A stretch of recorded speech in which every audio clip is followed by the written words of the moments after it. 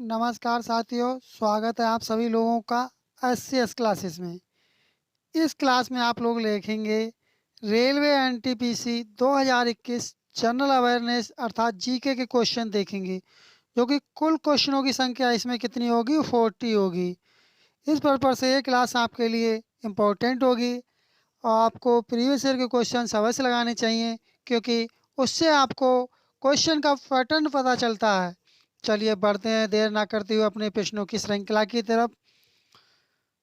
पहला प्रश्न अपना है कि उस विकल्प का चयन करें जिसमें दिए गए शब्द उसी संबंध को साझा करते हैं जो निम्नलिखित शब्द युग्म द्वारा साझा किया गया। ये जो प्रश्न है ये रीजनिंग का प्रश्न आ गया है, इसे भी करते चलते हैं।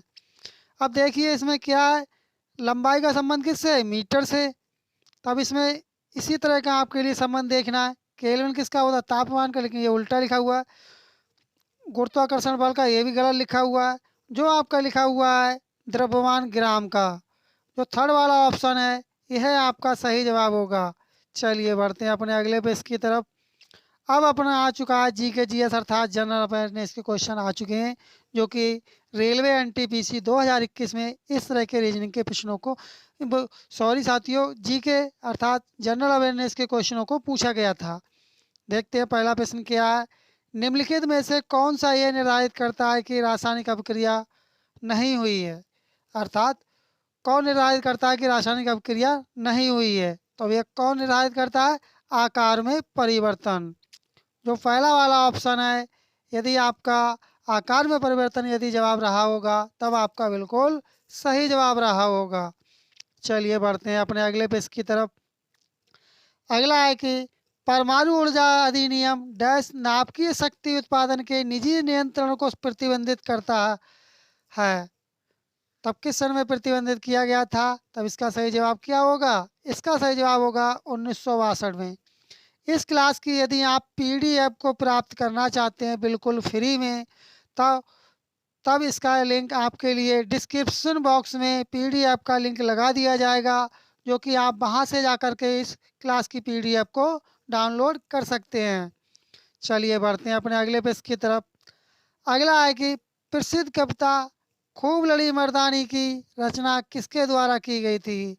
आपने कविता सुनी होगी, ये मुझे ठीक से ध्यान नहीं कौन सी क्लास में थी, कि खूब लड़ी मर्दानी वह तो झांसी वाली रानी थी। ये कहावत, यह कहानी आपने पढ़ी होगी। तो अब इसके लेखक कौन थे, ये पूछा गया इसमें। तब इसका सही जवाब क्या होगा, इसके लेखक थे सुभद्रा कुमारी चौहान। जो फोर्थ वाला ऑप्शन है ये आपका करेक्ट आंसर होगा। चलिए बढ़ते हैं अपने अगले प्रश्न की तरफ। इस क्लास में जो आपके जो आरआरबी एनटीपीसी अर्थात रेलवे एनटीपीसी में जो जनरल अवेयरनेस के क्वेश्चन जो पूछे जाते हैं वो कुल 40 क्वेश्चन पूछे जाते हैं, और जो आपके रीजनिंग और मैथ के जो क्वेश्चन पूछे जाते हैं वो 30 + 30 अर्थात 30 की रीजनिंग और मैथ पूछी जाती है। कुल मिलाकर के आपसे 100 क्वेश्चन पूछे जाते हैं। चलिए बढ़ते हैं प्रश्न की तरफ। टुंड्रा वनस्पति कहाँ पाई जाती है। आपने टुंड्रा वनस्पति का नाम सुना होगा। अब इसमें पूछा किया गया कि ये पाई किस क्षेत्र में जाती है। ये पाई जाती क्या यह मध्य मैदानी क्षेत्र में पाई जाती है, हाँ नहीं पाई जाती है। ये जो पाई जाती है हिमालय क्षेत्र में पाई जाती है। जो टुंड्रा जो वनस्पति होती है ये कहाँ पाई जाती है, ये हिमालय क्षेत्र में पाई जाती है। आपको बताना चाहेंगे कि प्रीवियस ईयर के क्वेश्चन रिपीट भी काफ़ी संख्या में होते हैं, ये बात भी आपको अच्छे से पता होगी। इसलिए आप प्रीवियस ईयर के क्वेश्चन अवश्य लगाएं। इससे दो फायदे होते हैं, एक तो पैटर्न पता चलता है और रिपीटेशन भी अच्छा आसा होता है। चलिए बढ़ते हैं अपने अगले पेज की तरफ। अगला प्रश्न अपना है कि ये अपना एक करंट अफेयर। अगला प्रश्न अपना है कि भारत में नाभिकीय ऊर्जा का उपयोग करके विद्युत उत्पादन डैश में शुरू किया गया था। तो विद्युत उत्पादन का शुरू कब किया गया था, इसकी शुरुआत कब हुई थी। इसकी शुरुआत हुई थी आपकी अक्टूबर 1969 में, जो कि यह प्रश्न ग्रुप डी के एग्जाम में भी पूछा गया था। चलिए बढ़ते हैं अपने अगले प्रश्न की तरफ। अगला है कि निम्नलिखित में से किसके द्वारा 1990 में किसी देश की समग्र सामाजिक एवं आर्थिक उपलब्धियों के मापन हेतु प्रयुक्त एक सांख्यिकीय सूचकांक के रूप में मानव विकास सूचकांक एचडीआई का सृजन किया गया था। तब किसके द्वारा किया गया था एसडीआई का? कमेंट करें आप लोग। ये प्रश्न कई बार पूछा जा चुका है, हो सकता है इस बार भी आपके आरआरबी एनटीपीसी के पेपर में पूछ लिया जाए। तब इसका सही जवाब होगा महबूब उल हक। फोर्थ वाला जो ऑप्शन होगा ये आपका बिल्कुल सही जवाब होगा। यदि आप चैनल पर नए हो, क्लास अच्छी लग रही हो और अभी तक चैनल को सब्सक्राइब नहीं किए हैं तो चैनल को सब्सक्राइब कर लें, क्लास को लाइक कर दें और अपने साथी लोगों में भी क्लास को शेयर कर दें। चलिए बढ़ते हैं अपने अगले पेज की तरफ। अगला प्रश्न है कि NRDWP का पूर्ण रूप क्या है? अर्थात इसकी फुल फॉर्म पूछी गई, इसकी फुल फॉर्म क्या होती है? इसकी फुल फॉर्म होती है national rural drinking water programme. अर्थात जो पहला वाला ऑप्शन होगा यही आपका सही जवाब होगा। आपको इसी क्लास से 2 से 3 क्वेश्चन आपके आरआरबी एनटीपीसी में देखने को मिल सकते हैं, क्योंकि रिपीटेशन भी बहुत अधिक मात्रा में इसमें होता है। प्राचीन समय के दौरान विकसित उन भूमिगत जल मार्गों का नाम बताएं जिनमें सिंचाई के उद्देश्य के लिए पानी को ढलान के रास्ते गुरुत्वाकर्षण द्वारा खींचा जाता था। तब किसके द्वारा खींचा जाता था? ये खींचा जाता था आपका कनात के द्वारा। और कनात क्या होता है आप कमेंट करके बताएंगे, कनात किसे कहते हैं। चलिए बढ़ते हैं अपने अगले पेज की तरफ। अगला है कि किस शहर के हवाई अड्डे पर लाल बहादुर शास्त्री की प्रतिमा स्थापित है? ऐसा कौन सा हवाई अड्डा है जहाँ पर लाल बहादुर शास्त्री की मूर्ति लगी हुई है? तो वह कौन सा हवाई अड्डा है? वह है वाराणसी हवाई अड्डा। जो पहला वाला ऑप्शन होगा यह आपका सही जवाब होगा। चलिए बढ़ते हैं अपने अगले पेज की तरफ। ये करंट अफेयर्स का क्वेश्चन है, आप चाहे तो इसे स्किप भी कर सकते हैं, लेकिन आपको इस करंट अफेयर के क्वेश्चन से ये सीख लेनी होगी कि किस तरह की करंट आरआरबी एनटीपीसी में पूछी जाएगी 2025 में। 31 दिसंबर 2020 तक प्राप्त जानकारी के अनुसार एशियन डेवलपमेंट बैंक एडीबी के अध्यक्ष कौन है? क्या पूछा गया? एडीबी बैंक के अध्यक्ष पूछे गए हैं। तब कौन थे उस समय के हिसाब से? तब ये कौन थे? ये थे मस्त सुगु असाकावा। जो फोर्थ वाला ऑप्शन होगा यही आपका सही जवाब होगा। यहीं पर आपसे पूछ सकता है 2025 में आरआरबी एनटीपीसी के पेपर में कि एडीबी की स्थापना किसने की थी, कब हुई थी और किसने की थी, ये भी पूछ सकता है आपसे। चलिए बढ़ते हैं अगले पेज की तरफ। अगला है कि भारत के पहले स्वदेश निर्मित विमान वाहक पोत का नाम क्या था? तब इसका नाम क्या था? इसका नाम था आईएनएस विक्रांत। जो फोर्थ वाला ऑप्शन होगा यह आपका सही जवाब होगा। अंत में आपको कमेंट करके बताना कि आपने कितने प्रश्नों का सही जवाब लगाया था। मानव जाति होमो सैपियन्स के प्राचीनतम सदस्यों के अवशेष डैश में देखे जा सकते हैं। तब इनके अवशेष कहाँ देखे जा सकते हैं? इनके अवशेष कहाँ देखे जा सकते हैं? इनके अवशेष देखे जा सकते हैं अफ्रीका में, क्योंकि होमो सैपियन्स के अवशेष आज भी अफ्रीका में हैं। इसलिए फोर्थ वाला जो ऑप्शन होगा यह आपका सही जवाब होगा। चलिए बढ़ते हैं अपने अगले पेज की तरफ। अगला है कि मानव अधिकारों की सार्वभौम घोषणा यूडीएचआर की मसौदा समिति के अध्यक्ष कौन थे? तब इसके अध्यक्ष कौन थे? इसके अध्यक्ष थे एलेनोर रूजवेल्ट। जो थर्ड वाला ऑप्शन होगा यही आपका सही जवाब होगा।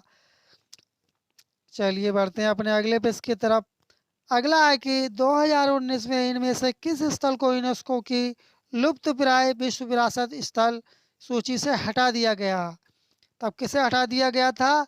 यह हटा दिया गया था बेथलेहम में स्थित यीशु के जन्म स्थान को हटा दिया गया था, जो कि एक बहुत ही चर्चा में रहा था।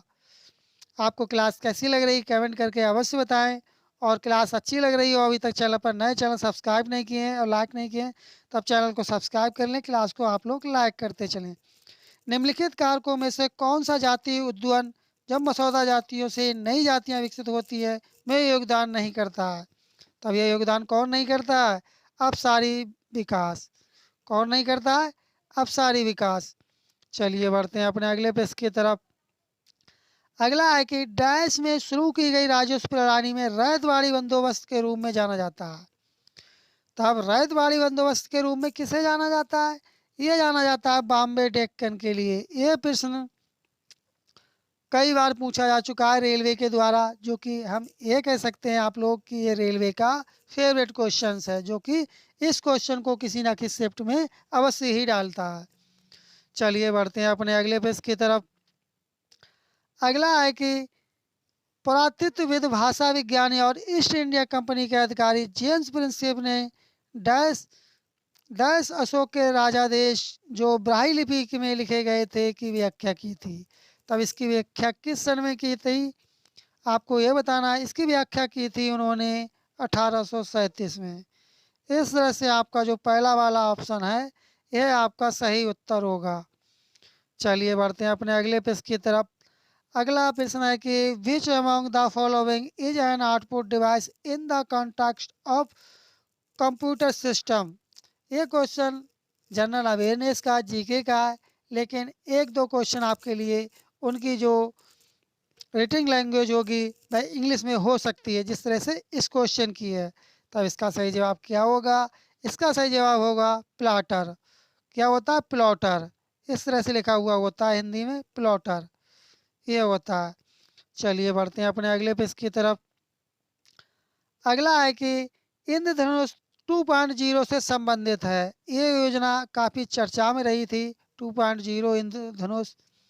तभी इसका संबंध किससे है? इसका संबंध है सार्वजनिक क्षेत्र बैंकों का पुनर्पूंजीकरण से। पहला वाला जो ऑप्शन है यह आपका सही आंसर होगा। चलिए बढ़ते हैं अगले पेज की तरफ। अगला है कि पुस्तक तहकीक माँ लिल हिंद किसने लिखी?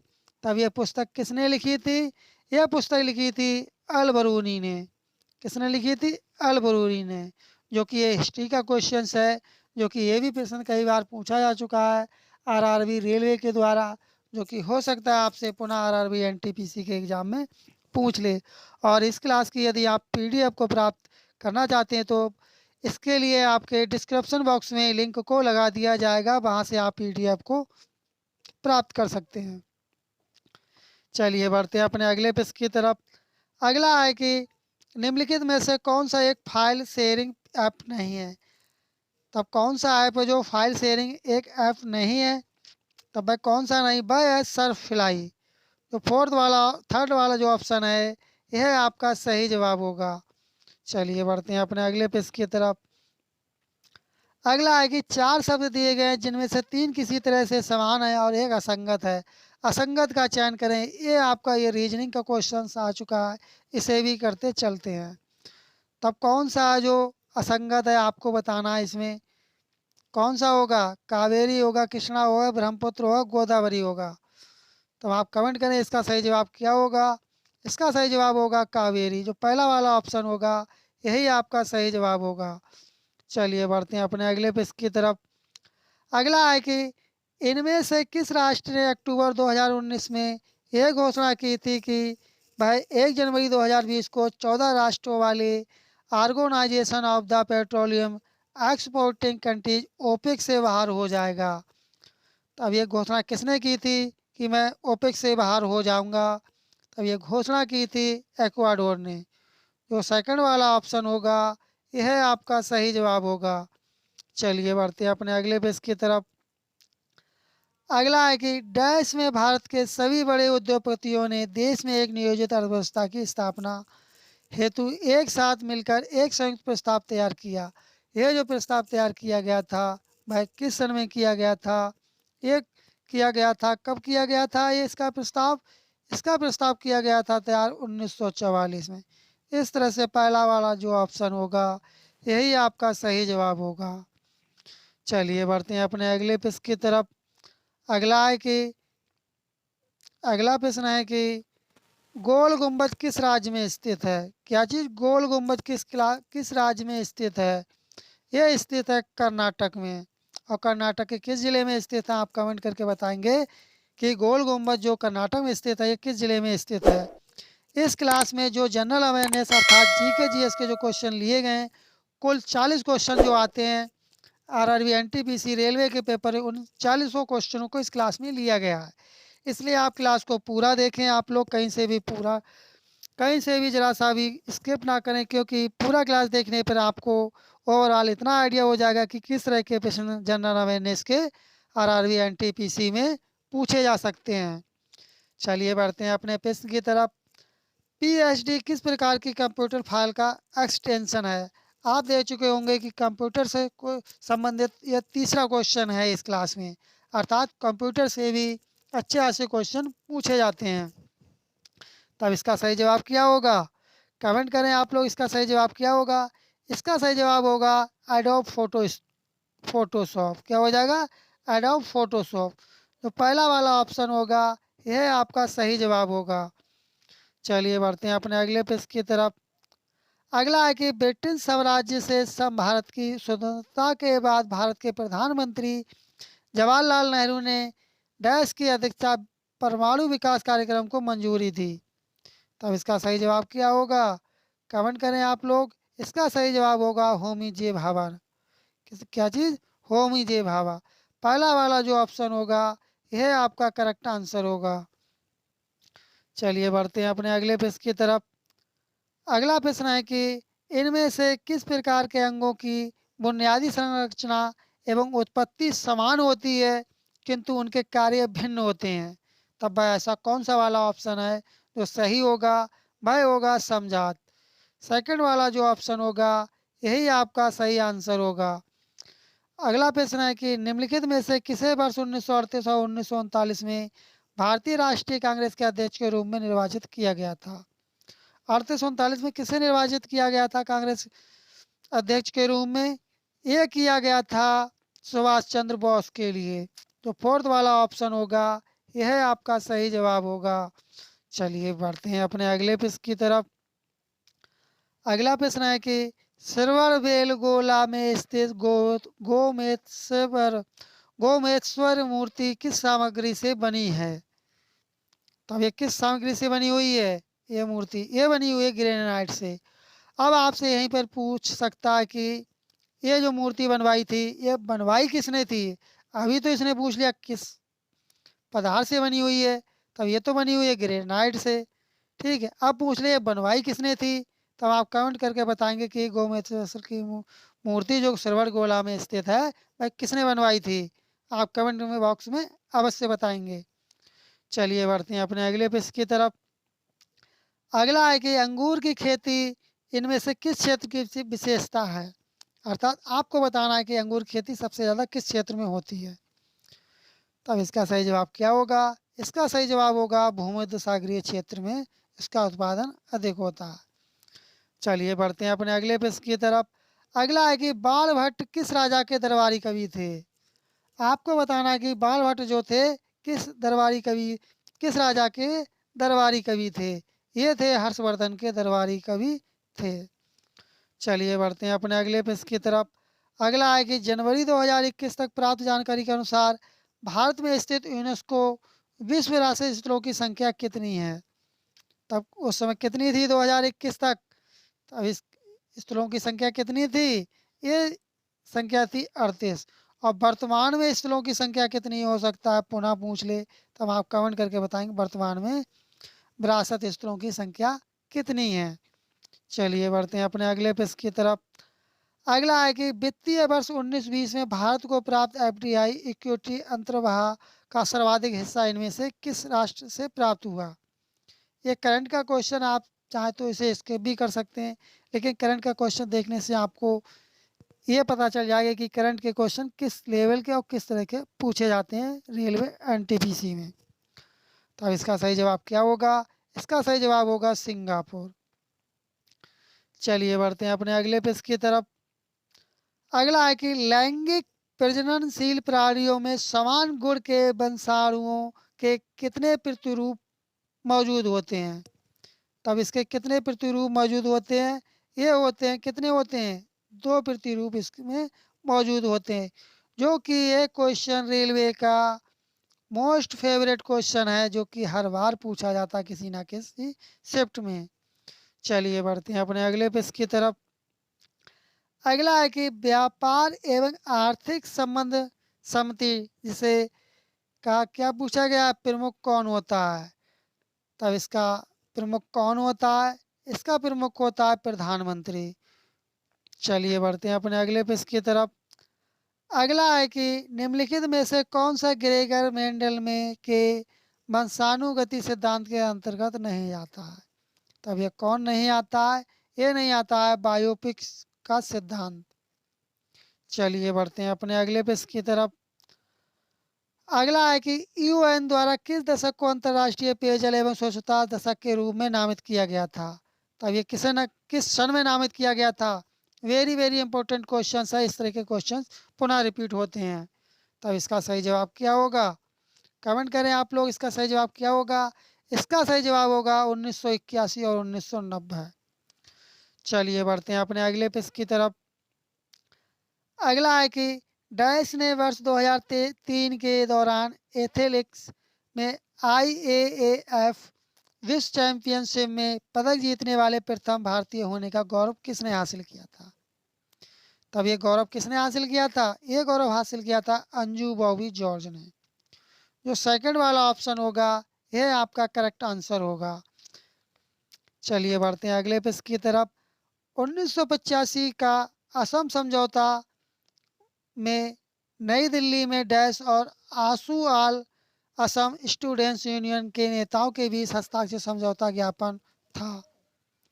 तब इसका सही जवाब क्या होगा, इसका सही जवाब होगा राजीव गांधी। चलिए बढ़ते हैं अपने अगले पेज की तरफ। अगला है कि स्वतंत्रता पूर्व भारत में किस आंदोलन ने कपास उत्पादन को प्रोत्साहन दिया था।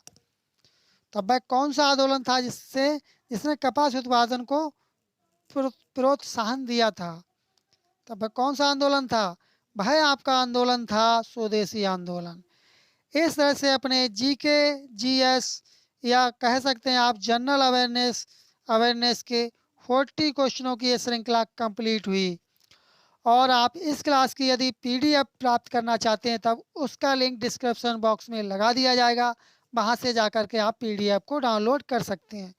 और अभी तक आप चैनल पर नए हो, चैनल को सब्सक्राइब नहीं किया तो चैनल को सब्सक्राइब कर लें, क्लास को आप लोग लाइक कर दें और अपने साथी लोगों में भी क्लास को शेयर कर दिया करें, क्योंकि अब आपके लिए लगातार रेलवे NTPC जो आपका 2025 में पेपर होने जा रहा है उसके लिए ये क्लासें आपके लिए बहुत ही बेनिफिशियल इम्पोर्टेंट अर्थात महत्वपूर्ण होंगी, क्योंकि इन क्लासों से आपको काफ़ी लाभ मिलने वाला है। इसलिए चैनल सब्सक्राइब कर लें और नोटिफिकेशन बेल आइकन को आप लोग दबाना ना भूलें, जिससे आपको समय समय पर नोटिफिकेशन प्राप्त हो सके, क्योंकि प्रीवियस ईयर के क्वेश्चन भी काफ़ी संख्या में रिपीटेशन होता है, ये बात आप भी जानते हैं। और उससे हमें ये भी पता चलता है कि किस तरह के क्वेश्चन पूछे जाते हैं और आने वाले 2025 में रेलवे NTPC में किस तरह के प्रश्न पूछे जा सकते हैं। इसी तरह से ये श्रृंखला अपनी कंप्लीट हुई। मिलते हैं जल्दी नेक्स्ट क्लास में, तब तक के लिए धन्यवाद। जय हिंद, जय भारत।